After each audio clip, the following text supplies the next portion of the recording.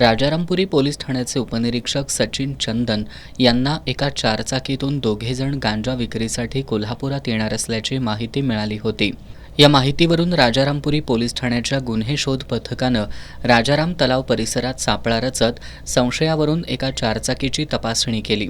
याच चारचाकीतून कर्नाटकातील हुक्केरी तालुक्यातील शमशतर बेज मुजावर आणि जिया उल रहमान मुजावर हे दोघेजण गांजा विक्रीसाठी आल्याचं निष्पन्न झालं।